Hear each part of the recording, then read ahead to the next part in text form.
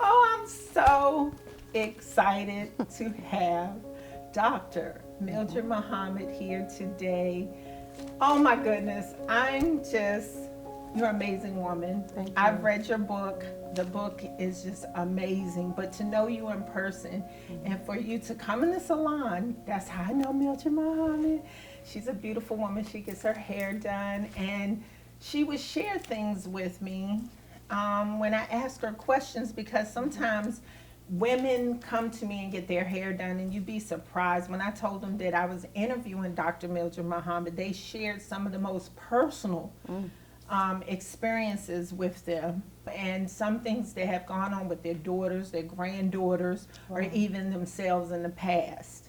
And so this interview is just not about what happened back in year 2000 with John Allen Muhammad. It's about you and your story and what you went through because that's what we want to hear right now, what you went through during that time to get you to this point where you are today. So could you share please a little bit about the story? Well, What John and happened? I were married for 12 years. We have 3 children. He Mm-hmm. was in the military. He was an 84th combat engineer. He Mm-hmm. was an expert shot, hand-to-hand combat expert, and he could make a weapon out of anything. If you can remember MacGyver, then he was Mm-hmm. a modern-day MacGyver. Wow. So he went to Desert Storm. He was there for 3 months. Mm-hmm. Before he went to Desert Storm, he was the life of the party. Everybody wanted to be around him. Yeah. When he came back, he wasn't that same person. So I've Mm-hmm. always said that the man I married is still in Saudi because the one that came back, Was totally totally different. different. Yeah, because I was reading the book in the beginning. He was just a wonderful man in He the was. beginning, just a wonderful man, and he shared gifts, and you shared gifts with him. And I remember you sharing how you gave him a watch, and he sat there just looked at the watch and just adored it like that was the only gift he ever got. Right. He was so excited about it. He was really excited. Yeah, and he worked out every day. Mhm. He did just he was nice. Your mom even loved him Yep. at that time because he was just a wonderful man. Right. She would make him peach cobbler Mhm. and she just speak highly of him She at did. that time. Yes, ma'am. So then when he came back from the Gulf, you notice a change. A huge A shift. huge shift. Yes, ma'am. He no longer wanted to have those deep conversations we would talk about for hours. He didn't want me to know what he was thinking. His only relief was our son, Little John, because since he was John, then he was Little John. Little John. And so the most harsh thing that he had done is we went to the park. Okay. And I wanted to get in these, we was in Germany, and I wanted to get in this boat, you know, Okay. the little rowboats Yeah, that they little had, and I rowboat. thought it would be something great for our son to experience. And Mm-hmm. he just, the way that he said, no, we're not doing that, it was just so harsh and cold, and it just cut me. Okay. I didn't say anything else to him that whole day. I didn't say anything, nothing. Right. And we returned home.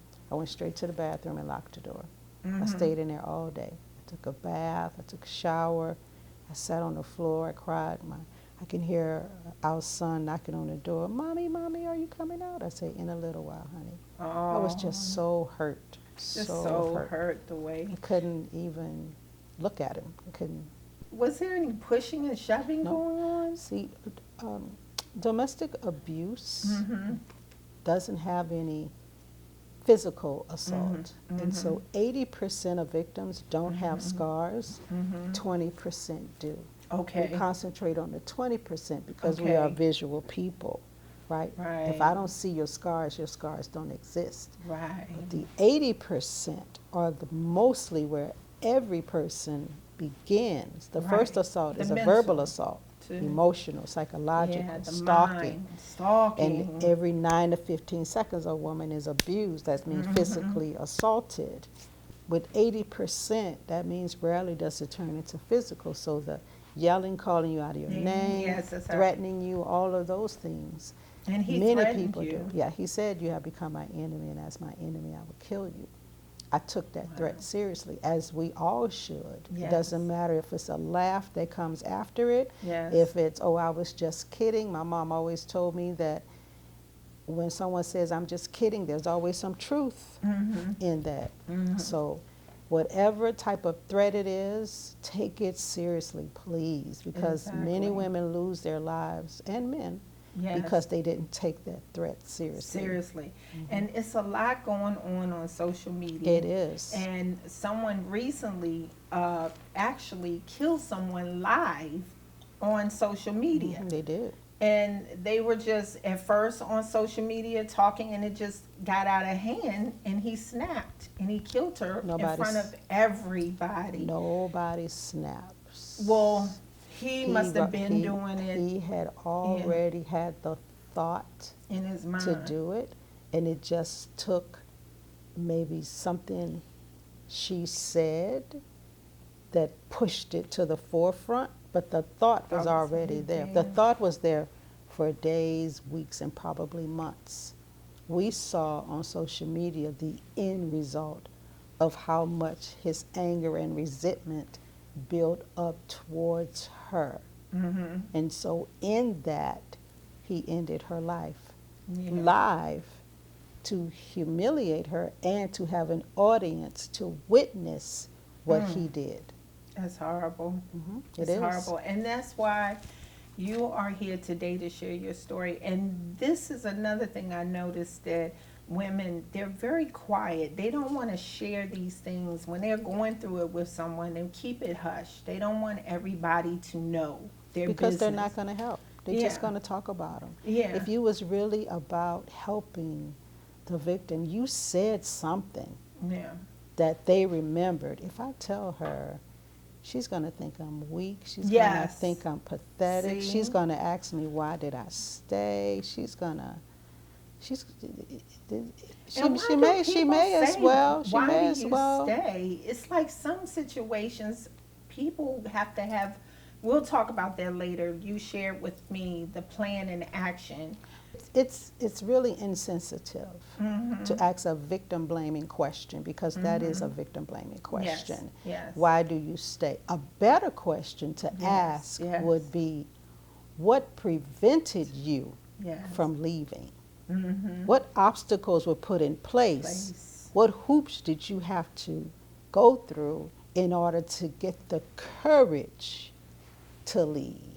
That's a better question, because if I could just walk out the door, I would. But if he's controlling the money, and if he's making sure that you don't have what you need, just basic necessities, then leaving in the car, he takes the keys. Trying to get help, he's already poisoned the well. Oh, she or he's not doing this, not a good mother, and all these things. He's already doing those things, right? Because that's what John did. He already did those things.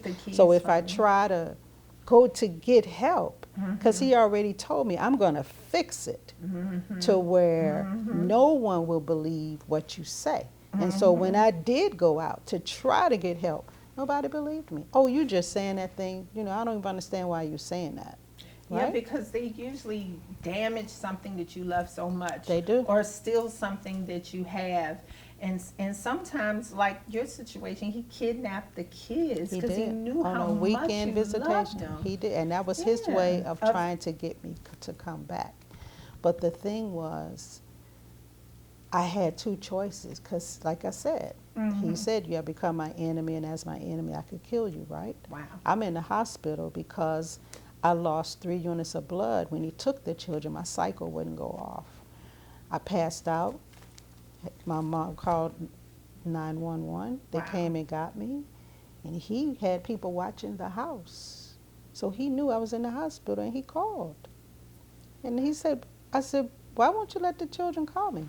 He said, we don't always get what we want, do we? Oh, my goodness. So that's a dialogue that victims and abusers have, where you could be looking at a conversation and you're thinking it's all good, but he or she is saying something that is really terrifying for me.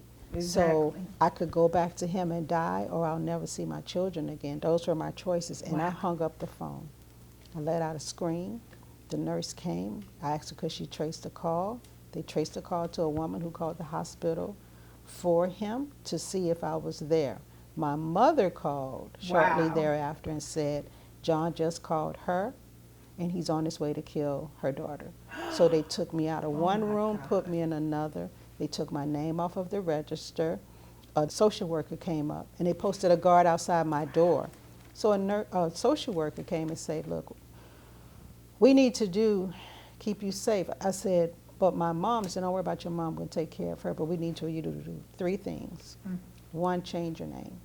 Yeah. Change it to a name that when someone calls you, you'll respond. So my safe name is Millie. Oh, okay. Number 2, we got to bring you different clothes so he won't know you when you walk out the door. And number 3, you got to disconnect from everybody that you know. And no one can know where you're going. That was before 2002? Before the shootings. Before the shootings. Wow. So they took me to a shelter. They drove me all over the city, but the shelter was right across the street from the hospital. From the hospital. So once I got in there, I'm thinking, how did I get here? How did I get here? Wow.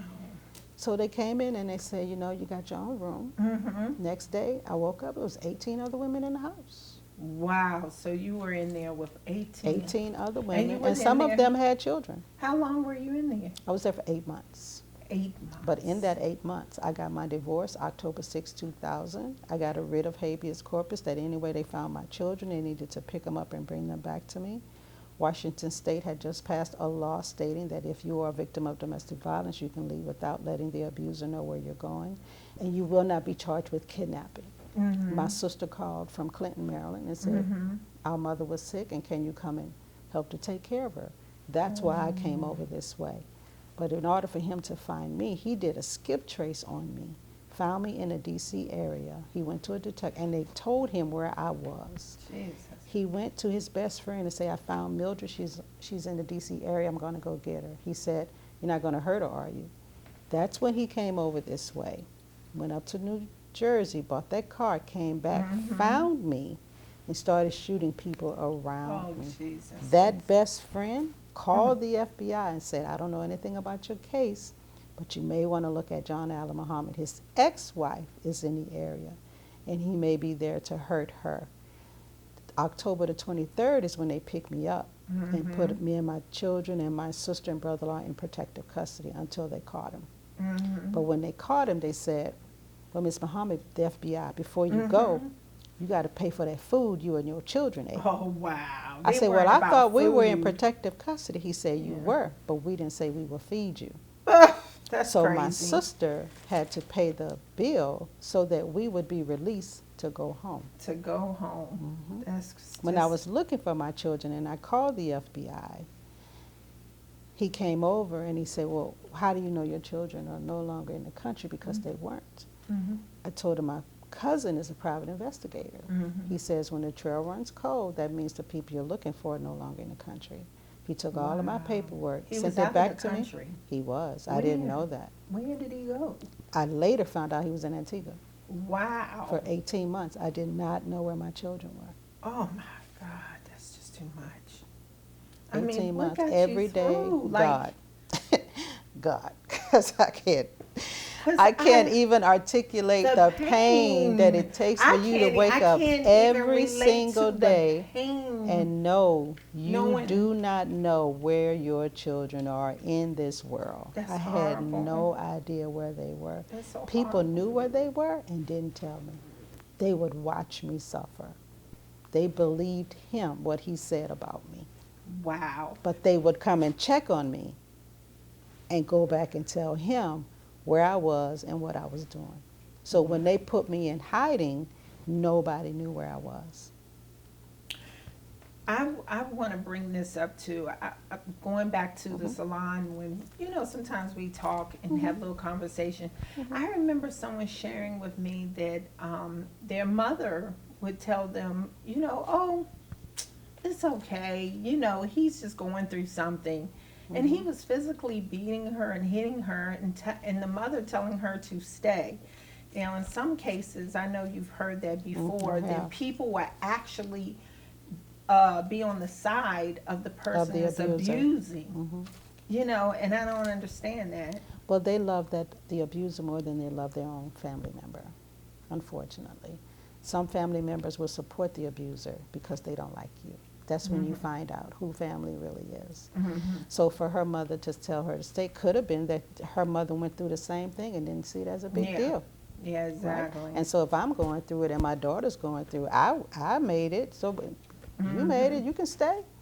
But you should never stay in an abusive relationship. But I would never tell anybody to leave, but I will tell them to plan. Right. Because in their planning, they will know when to leave. They'll Right. have everything lined up, so when they leave, they will not return. Right. And that is the object of having a safety plan, is to leave. Right. And I'm hearing stories more and more and more about domestic violence and abuse in the salon all the time. And if it's not the actual person, it's somebody that they're talking about. And this is like, if you really love your girlfriend, if you really love your girlfriend, what would you tell that girlfriend if she's going through something like that? So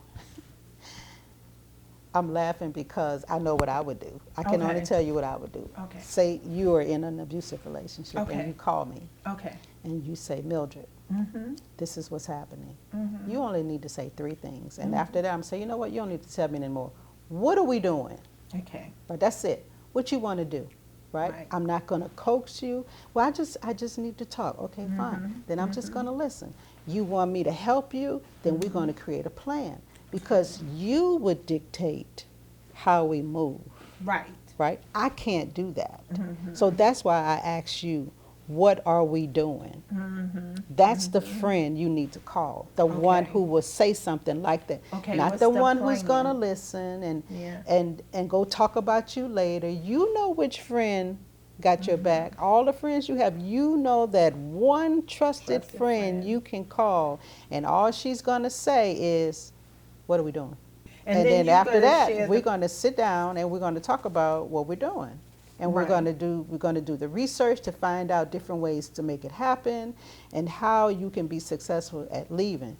Do not put what you're going through in an abusive relationship on social media. Right. If you are going to do that, please check the laws in your area, because in some places it is illegal to record someone without their permission. So where you're thinking Yeah. you have all this There's evidence, proof, then they turn and around once you against take you. it to court, Makes you may sense. end up in jail. You see what I'm saying? So you got to understand the laws as to how you can present your evidence. And if you're if you get attacked or Right. any type of abuse, Right. date and time, write down the incident right away so it's fresh in your mind. Write down the incident If right you away. if there are people there to witness it, ask them discreetly, can you write a statement for me about what happened? Take those statements to the bank to get notarized, Right. because that's credible evidence. Evidence. Now you're building your case, Right, I got especially you. if you don't have physical scars. You have to help the police. And the way you do that, you write down every little incident. I don't care how little it is, every little one, Right. right? Building your case so that when you present it, it's not, well, he did this over here and she did that over there. No, we Right. got timeline. We got a yes, timeline makes of sense. how Yes. this is, and now they can see Report a it. pattern Right. of abuse, and that's what you want to establish, a This pattern of abuse. Once you get that, I've helped Wow. about 500 plus women to Look at that. successfully Yes. obtain a restraining order. Yes. Okay, that's the purpose of creating a pattern of abuse. Right. It can happen if you, and when you're writing it, don't put the fluff. What's the fluff? Well, he made me feel. She made me feel. They don't want to hear that. Right. Actual facts. Just Gotcha. like Judge Judy says, right? I need the facts. Facts. Geez, if you want emotions, go talk to Dr. Phil. Don't you hear her say that? I hear her say that all the time. Facts wins cases. Cases. Fluff gets you denied. Exactly. So you have to definitely Just document every little everything. thing. Oh, and you know, guys just don't talk enough about this. When the man is taught to be the provider and the protector, right? And have strength. The police, in some instances, would say, "You let that little girl hit you like that?" So attacking his manhood. So no, he's not going to say anything. He'll say something when he knows he will be heard, and he's being taken seriously. That is when they will speak up and get the evidence and the results that they're looking for. I've assisted men as well getting restraining orders. Good, good. But this is what I want the fellas to get, because I want them to share this video with their daughters, with their granddaughters, with their friends. All their friends, because you have no idea how many women out there just hold it in, but go through it every single day. You know, go through the yelling. It starts off the yelling, then goes into escalating to other things. You know, and I just feel like someone out there will hear this and they will realize, or the man will realize he needs to stop. You know? If the woman has a strong male presence, the abuser will try to isolate her from that male presence. So they'll move further out, or they'll move to a different state to get abuse them from her support system and her friends. Right? But there are some family members, regardless of where they move, she make a call, they come in. Right. The reason most won't call is because they're protecting that family member. Because I know if I call you, it's not going to be pretty for him, and you may beat him so severely or kill him and there's women that in you jail. Will end up in jail. So that's another reason and that's why another thing. Women have people ended don't up say, in jail. That's why they don't say Defending anything. themselves. Correct. But that's why the laws in domestic violence are not severe enough to put you in prison. It has to be a murder. It has to be an assault. So it is the end result of a physical action that gets the person arrested. It's not the verbal, the psychological, the emotional. Stalking will, but you have to report it and get 3 references, police reports, before the police will act. So in those first 3 times. Right. Because, you know, in some incidents, I've heard women say that people play on the phone. They'll blow the phone up, just call. That's harassment, and that's it's harassment. a certain number. It depends on, again, in the laws in your state. So how many were those calls? If it's 10 and above, that's harassment. You can get a restraining order for that. See, so again, understand the laws in your state, because every state, the laws are different. Some are more severe than others, but you got to know the law. And a perfect place to go is go to your clerk of court, right? That person can tell you what you can and cannot do. They can't give you legal advice, but they can make a suggestion so that you're going in the right direction. Wow, I'm telling you, this is something. Now, you know, I was sharing with someone about your story, and they was like, "Oh my God, you talking about this is what they said, don't get offended. The sniper's wife?" That was how they addressed you. I said, no, she is Dr. Mildred Muhammad.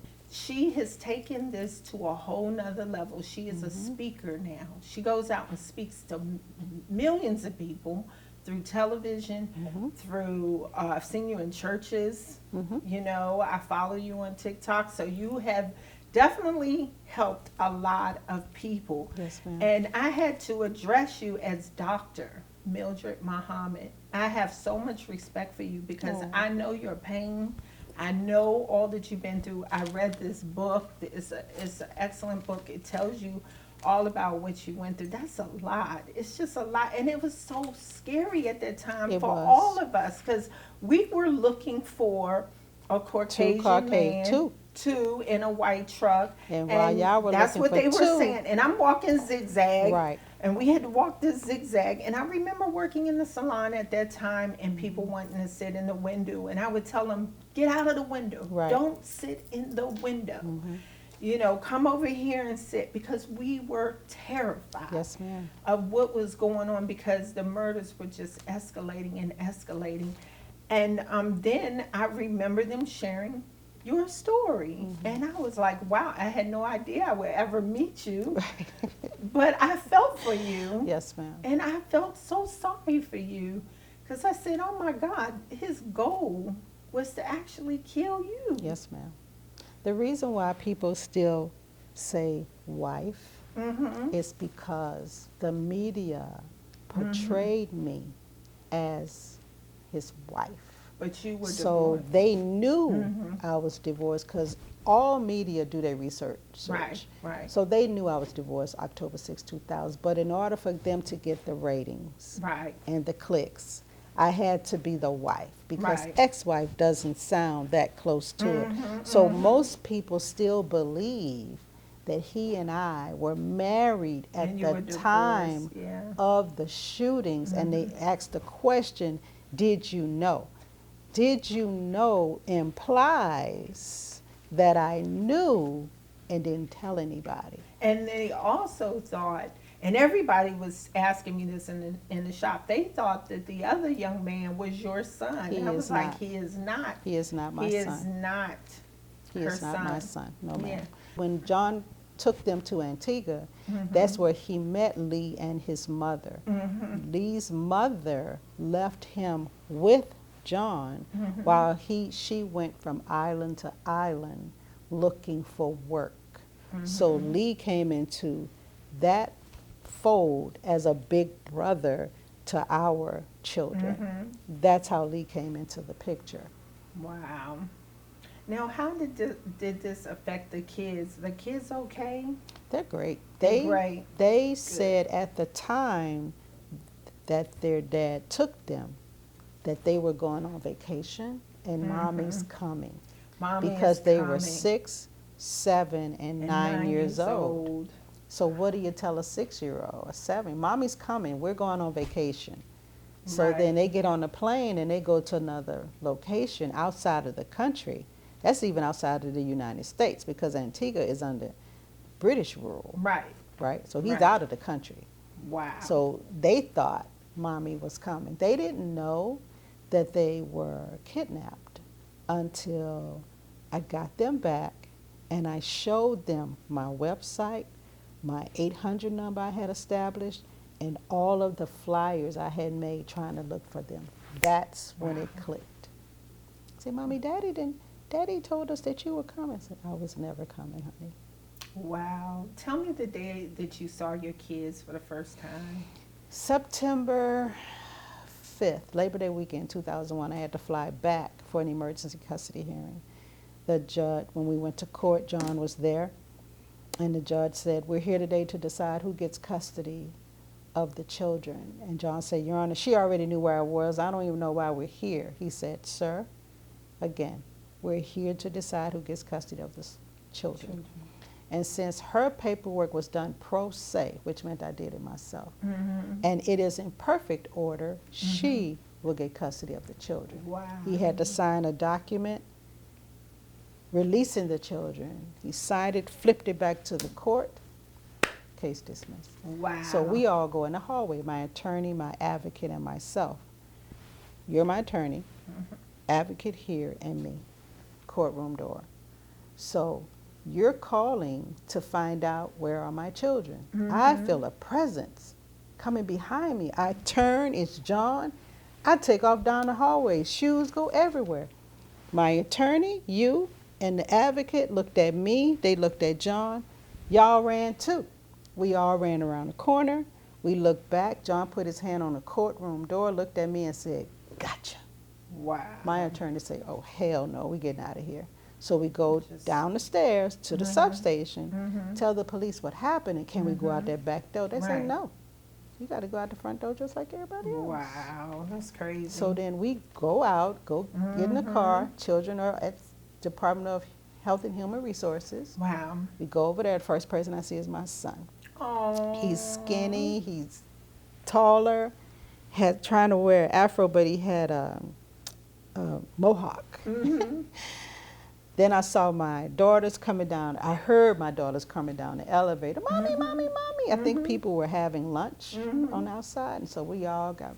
I'm just You were crying, just and I so said, I happy. can't see Oh, you. my I can't goodness. see you. Are My you attorney just said, look, crying? the man trying to kill you, we need to go. I know, exactly. So they took us Exactly. back to the So, Y, and I called my mom, and I said, Mom, I got him. oh, I know your Unfortunately, mom. my mother passed away Oh. before she could see them. Before she could see the children. She talked to him. But she was seeing spirit. She said, She I felt- said, Grandma, because they were angry. We wanted to see Grandma. I said, you know, Grandma held on long enough to make sure y'all were back with me. Isn't it? And Oh, when nothing but she God. knew that, she let go. Nothing but God. So That's nothing So but God. don't be angry with Grandma. Yeah. That's So- just beautiful. And then right after that, that's when he just started A year later, a year later. because that was 2001. So 2002, September, because it started in September here, not October. Mm-hmm. So a year later, he found me and started shooting people around. But you had me. no idea. Had no idea. Y'all was looking You for had two no people. idea. I was looking for three. They said two You was looking Caucasians for in a what white they box said. truck. Everybody was thinking And that. I was looking for John, because clearly he did not fit that description. Right. Right. Yeah, So 'cause I y'all looking for remember- two people, I and remember I'm looking when for it three. happened, we were really like shocked. Right. So you was know, I. like, what? So was I. You know, we were just really shocked that, Mhm. you know, the whole community, we was like, what? Before And they then- caught him, they came to my door, asked me when was the last time I seen him. I said, why are you asking me about him? Because my palms started sweating. They said, we just want to know when was the last time you seen him. I said September 2001 for an emergency custody hearing. They wanted me to go down to the police station with them. I said, I'm not going nowhere with y'all. I'm trying to tell y'all this man trying to kill me and y'all not listening. I think you have him down there for me to identify. They said, well, no, we don't. We just need for you to come down and ask some questions. Right. So I went down and they said, so you haven't heard about any shootings? I said, no, sir, I haven't. They said, okay, so we need for you to listen to a CD. Tell us if you recognize the voice. And so the voice was one of a person with an accent, like a Caribbean accent. Do you recognize this voice? I said, no, like, sir, I no. don't. It's okay. So then they asked me to identify, did I know the handwriting of the letter that was posted to the tree? I say, no, I don't recognize the handwriting. So there was an agent walking back and forth in the room, and he stopped. He said, look, Miss Muhammad, we're just going to have to tell you. We're going to name your ex-husband as the sniper. That's how he got That's the how I name. found, that's how he got the name. Oh. I said, what, John? The My head sniper. hit the table. Yeah, I because said, well, you're do you like- think he would do something like this? I raised my yeah. Oh. They said, well, why would you think that? I said, we were watching a movie. I don't remember the name of it, but he said, I could take a small city, terrorize it. They would think it would be a group of people, and it would only be me. Wow. I said, why would you do something like that? And he changed the subject. That's when Miss Muhammad. But you just never thought nothing of it Nothing because he of was it. just talking. He was just and talking. you're like, what? Why would you say something like that? And he changed the subject. He said, well, would you like to go into protective custody? I said, you got to ask me that? Yeah, exactly. I'd be like, of course, yes, I need to go and I protect said, do the you know custody. where he is? No, ma'am. Yes, and my children. Yes. Have you caught him yet? No, And ma'am. everybody. And The you dogs, still have everything. to ask me, right? They had to Yeah. ask me because they said sometimes people don't want to go into protective custody. Really? That's what Why they said. wouldn't they? That's what they said. I said, Wow. but before we go, we have to go home and get my family. Yes. And that's when I went and got my children. Don't know where the hotel is they took us to. Okay. Turned on the TV. That was the first time I seen them. I know I you walked up was to the scared. screen and said, what happened to you? My son crying on one bed. My daughters are crying on the other. I pulled them together. They cried themselves to sleep.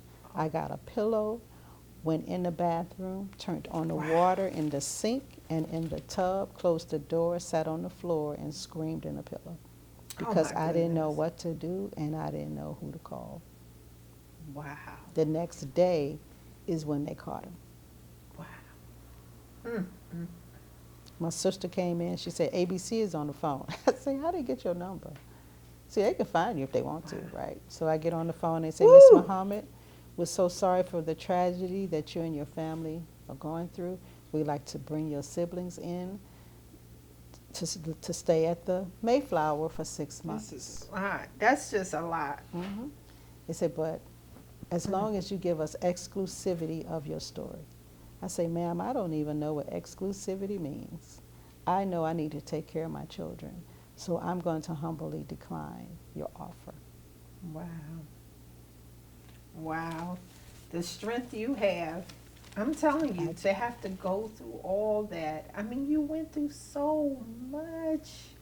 And you're so strong. But the by the grace fact of that God is That's using you, what I love is how you're taking this traumatic experience and helping others. Right. You're sharing your story so it doesn't happen to someone else. That's it. And it's like an angel, because we as hairstylists, you know, I'm a hairstylist and I do this interviewing, but I love being able to help people. And I love when I heard about your plan and action when you were sharing, if someone's abused, tell them to do this, this, and this. Right. Because I went back to the young lady, but she lived with him, had kids by him, don't have, she was sharing with me, she doesn't have a job. So she was saying, I said, well, get a job and save money, because that's what you were saying. So when she came back into the shop, she said, oh, I got a job and I'm saving money now. Absolutely. You know what I'm saying? You know, now that she's working, because he was telling her don't work. So what does that mean? What do they do when the husband tells them don't work? That's the way they can control them. If you're always dependent upon me, you'll never leave. Okay. Right. Okay. That's another way that they control you. That's called financial abuse. Okay. You got to ask me for money. You got to ask me to go to the store to buy toilet paper. Okay. That's control. Okay. And I'm only going to give you a certain amount of money, so it's not enough for you to get in the car and leave. I'm the one that will put gas in the car. I'll give you the keys to go. FaceTime me while you're at the store. I want to see what you're getting. And I remember also a young lady a while back got punched in the eye, you know, because he told her she looked too good and she's trying to impress a man out there. Right. You know, they'll distort your face because they really feel that you're too pretty to leave. Wasn't too pretty for me to get you, but you're too pretty for anybody else to look at. That's the first thing they go for, is the face. The face. Wow. That's why when a man meets a woman and she's wearing makeup, what's the first thing he says? You don't need all that makeup. Yeah. Right. Yeah, but you hear met people me say wearing it. Yeah. But now I can't wear it. Exactly. It bothers you. You don't need to wear those kind of clothes, but that's that. how you met me. So now you're trying to humble me. Right, right. And then they'll try to pull down your self-esteem. Oh, Correct. you're not all that, or you don't. But know. I was when you met me. Yeah. But now I'm not. Yeah. Right. Or who you trying to impress, or what you doing that for? You know, I think a lot of women can relate to that. There's and a we trend. talk about that. There's a trend on TikTok that says, "Let's hear it for the man of the year." Have Here you heard for the though? man of the year. But what they're doing is the song with "Let's hear it for the man of the year," and then the next clip is the abuse they have gone through with him. So so most people, when they see this person in public, he looks like he would be the man of the year. So that's a Dr. Jekyll. Mr. Hyde. Mr. Hyde, which I spell Hide, because he's hiding in plain sight. That's the part you don't know about. And that's what they're exposing. Yeah, this is who you think he is, Right, but this is who he really is. Correct. Yeah. Yeah, like you said, everybody thought John Allen Muhammad was this likable, lovable man, but behind closed doors, he was a different person. And he changed his name to Muhammad in April of 2001. So that's when people say, well, why don't you change your name from Muhammad? Because that's my name. Okay. He changed his name to mine. So your name. So why should I give up my name? Right. Exactly. Exactly. That's when you don't know. Exactly. Well, could you share, please, with some of the viewers out there, more plan and action, Okay. what they need to do? That's the main thing. I really want to get whoever is watching, even for people that know people, because I know people know people. We sit around and we talk, and some people brush it off like it's Right. not, they hear it, but they brush it off. Yeah, but to the other person that's listening, what Yeah. they're saying in their mind that won't come out of their mouth is, why don't you just leave? So that's why they're just listening. Why don't you just leave? They're making a judgment. When she's sharing that, she's looking for help. She's looking for help. That's why she's expressing it, for somebody to give her a nugget, a gem, something that Yes. she can do. In some cases, filing a report will get her killed. Really? So you have to be strategic, Okay. even in filing a report. It's not that simple. Okay. Some people think it's just leave. Where am I going? The shelters are full. Right. I can't come and stay with you, because what you going to say? I don't want that drama around me. Yeah, because Right? some people are scared. So where am I going? You want me to leave with my children or without children? But where am I going? Okay. So I'm going to be tell surfing, couch surfing, be sleeping in my car, but you're going to call CPS and have my children taken away. Oh, so now then what do they're you want me to scared. do? I got you. Right? I'm stuck. So this is what I would say. I have a Planning My Escape book on my website, mildredmuhammad.com. Right? MildredMuhammad.com, everyone. Right. MildredMuhammad.com. And it's called Planning My Escape, and it's 8 comprehensive steps to lead. Each one deals with a specific part of your life. So if you want to lead, the first thing I would say is get all of your essential paperwork, passports, birth certificates, ID cards, all of those things. Make copies of them, certified copies. So, and put the certified copies in place of the original. So it doesn't look like you took those if the abuser starts to look around and see Okay. that those are missing. Right? Take them to your job, take them to that one trusted friend. Every day, take one suit, item of clothing, underwear, what that you would need to start over. Take it to a trusted friend, take it Yes. to work. Put it in a black trash bag, Why black? because it looks like you're throwing out the trash. Ah! And nobody will see it. If it's in a It's white good bag, advice. they'll know it's clothes. If it's in a black bag, they don't know what What's it is. in it? Right? Yes, that's smart. That's why it's black. Get you a track cell phone. Track cell phones cannot be traced. Get a different phone number. Okay. Get your children different numbers. Tell your children, using age-appropriate language, what's going on. The older ones, 15, 16, and 17, you can tell them enough for them to know you're leaving, because they already see what's happening. They Right, just trying to right, figure out right. what's the next step. But the 6, 7, 8-year-olds, they don't know. Age-appropriate language. Mommy is going to, like I told my children, I said, something's wrong with the lock. So mommy's going to get the locks changed. I was getting the locks changed because he still had a key to the house. Wow. But I told my children something's wrong with the lock, so I'm going to get it changed. Okay. So he came over and said, hey, asking my son, our son, so what's going on, big man? He said, Daddy, mommy's going to get the locks changed. Oh, no. Say, you know what? Accidentally told him. That's Yeah, Daddy. slipped up, yeah. But he doesn't, I'm not telling know. him He nothing doesn't know. about what's happening. I'm Yeah. using age-appropriate language. My daughter told me the other day, she said, Mom, I never knew what was going on. Wow. I say, and that was my intent. Yeah. I that you needed y'all to stayed have strong a for them. simple children's life. I didn't want it to be engulfed in trauma and going back and forth with your dad. They never knew anything that was happening. Wow, you were I protecting used them. age-appropriate language in order to give them a synopsis Yes. of what I was trying to do, but they didn't know I was doing that to keep us safe. Right. So he told him that. He said, you know what, the lock is not working. So we go to the front door. He said, look, I'm going to try to put my key. He tries to put his key in, Oh, it doesn't my go in. God. He said, give me your key. He tries to put my key, it doesn't go in. He said, I'm going to take the lock off and I'll be back.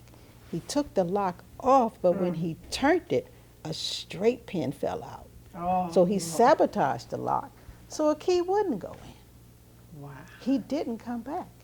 I had to take a chair, prop it up under the door, and sit there with the knife until Oh, my God. the locksmith came to change change. the locks. Wow. Age appropriate language, right? Wow. So now we got the clothes. We're This taking is just a we're lot. taking a pair of clothing every day. Take some for your children to put them in different bags so you know who's for the children and who's for you. Right. Now, what day are you leaving? Okay. I had a victim that called me from North Carolina. She said, I'm scared. I don't know what to do.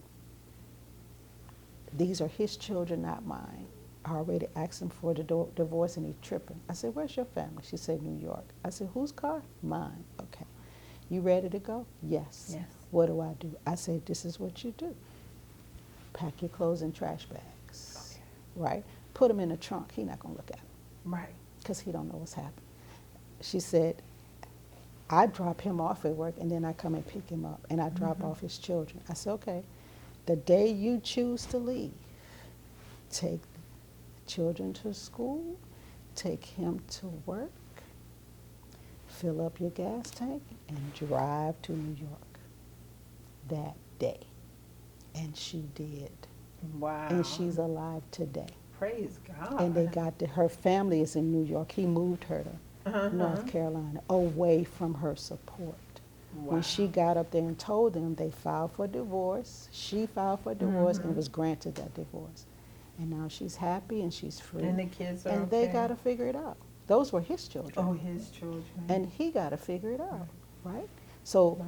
I'm giving you things that worked, Right. that I know that worked for the individuals that I assisted. Right. Okay? Right. And 'cause- so once you get to that location, change phone numbers, change your email address, block everything and everybody because you don't know if the people you're associating with is going telling back. them. Exactly. And they do that. And they do sometimes. that. They And you do. call them and they flying don't even monkeys. realize they maybe No, they do. accidentally No, do. no. You think they no, really know? Yes, they know. Well, this is a wonderful book, Mm-hmm. Dr. Mildred Muhammad. I just truly appreciate it. I love this book, Scared Silent, because you It's will. when the one you love becomes the one you fear. This actually needs to be a movie. I'm working on it. I'm trying to tell you, this needs to be a movie deal. I don't know, I don't but know either, but I really I'm think it praying does. that God will send somebody. It will. I'm sure God will because it's just horrific the things that you went through and how you overcame all that, and like you said, nothing but God, but and the angels are all around you, but I believe you are here for a purpose Yes, and a ma'am. reason. This is definitely didn't happen just because. No, ma'am. Because it's so many women out there needed to hear this story. And I'm just so grateful. Thank I'm you. so thankful and so grateful that you took the time to even come and talk to me. And even just me doing your hair and you sharing your story with me in the salon, and I'm able to talk to the other women. Right. And, you know, because a lot of people think that ministers or pastors or evangelists or people that know the word can just do it behind a pulpit.